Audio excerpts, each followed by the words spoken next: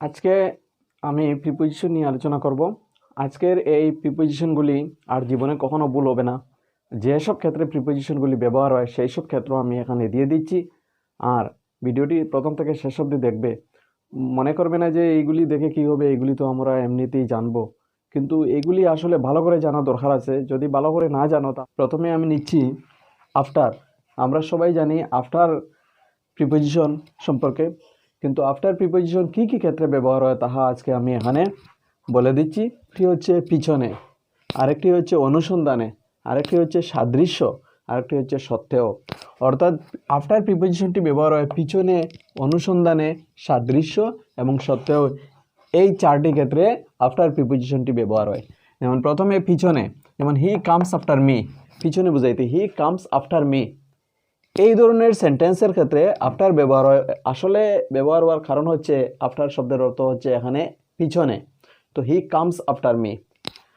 তো আরেকটি হচ্ছে অনুসন্ধানে। অনুসন্ধানে মানে কোনো কিছুর খুঁজে। তো হি রানস আফটার মানি, সে টাকার পিছনে অনুসন্ধানে দৌড়তেছে। তো অনুসন্ধানে মানে হি রানস আফটার মানি একটি এক্সাম্পল এখানে। তো এই রকমের আরও অনেক হতে পারে। তো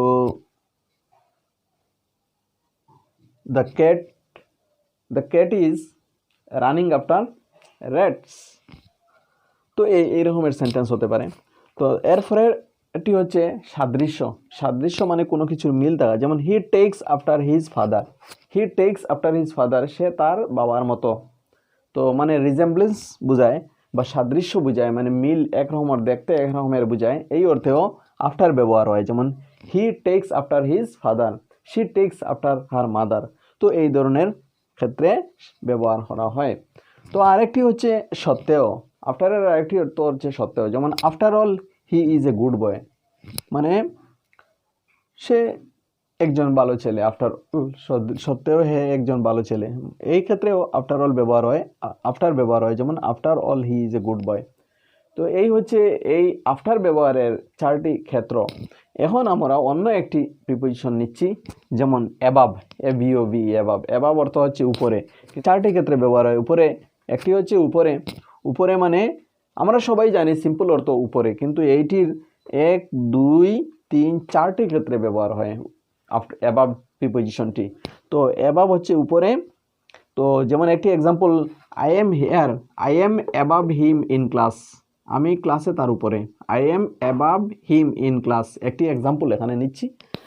আর আরেকটি অর্থ হচ্ছে অ্যাবাভ হচ্ছে বাহির, বাহির। His conduct is above suspicion, তার আচরণটা মানে সন্দেহের উপরে, অর্থাৎ বিয়ন্ড বুঝাচ্ছে এখানে অ্যাবাভ।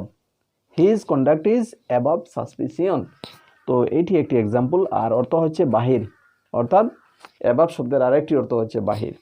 নেক্সট হচ্ছে উৎকৃষ্টতর। উৎকৃষ্টতর মানে ভালো আর কি, উত্তম বোঝায়। যেমন এখানে he is above average, say he is above average. এখানে অ্যাবাভের অর্থ হচ্ছে উৎকৃষ্টতর। আর আরেকটি অর্থ হচ্ছে বেশি।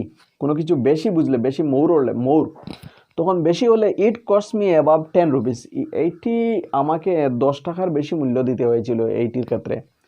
তো এই হচ্ছে বেশি, বেশির এক্সাম্পল বেশি, ইট কস্ট মি অ্যাবাভ 10 রুপিস। তো এই হচ্ছে অ্যাবাভের চারটি ব্যবহার। নেক্সট আসা যাক অ্যাবাউট, আরেকটি প্রিপোজিশন অ্যাবাউটে।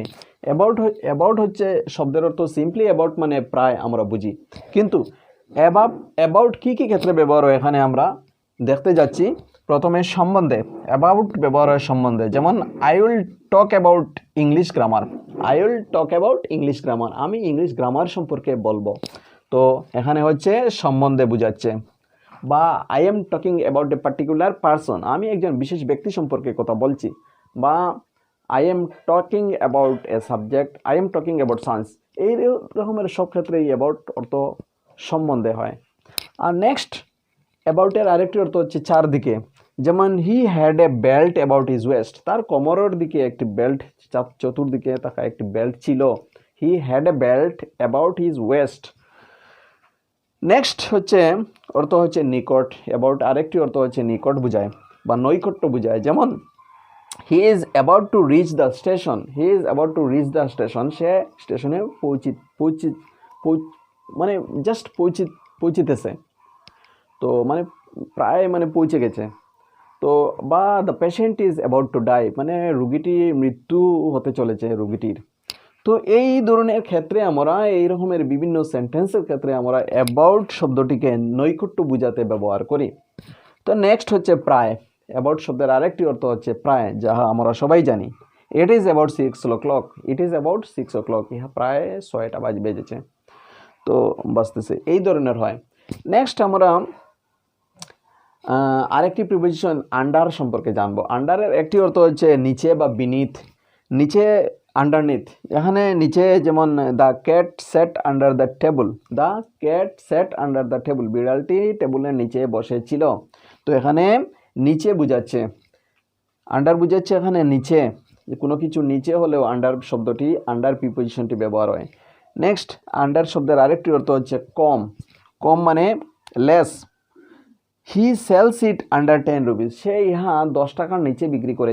আরেকটি হচ্ছে অধীনতা, তিনটি ক্ষেত্রে ব্যবহার হয়। আরেকটি হচ্ছে অধীনতা, অধীনতা মানে হি সার্ভড আন্ডার মি, হি সার্ভড আন্ডার মি, বা under his supervision the work is going on, তার পর্যবেক্ষণ, তার অধীনে কাজটি চলিতেছে। তো এই হচ্ছে আজকের 4টি প্রিপোজিশন এবং এদের ব্যবহারের বিভিন্ন ক্ষেত্র। এই প্রিপোজিশনটি ভালো করে শিখে নিবে, যাহাতে এইগুলি ব্যবহার আর কোনোদিন অসুবিধা হয় না, ব্যবহার করতে খুব ভালোভাবে করতে পারো।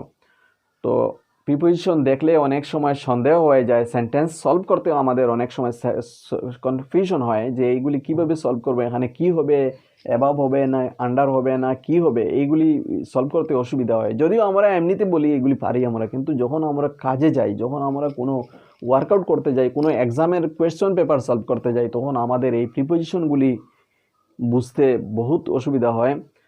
তো এই প্রিপোজিশনগুলিকে এইভাবে শিখে নিলে আর কোনো দিন ভুল হবে না, তাই এইগুলি ভালো করে শিখে নিবে। আর ভিডিওটি ভালো লাগলে একটি লাইক দিয়ে দেবে, আর চ্যানেলটি সাবস্ক্রাইব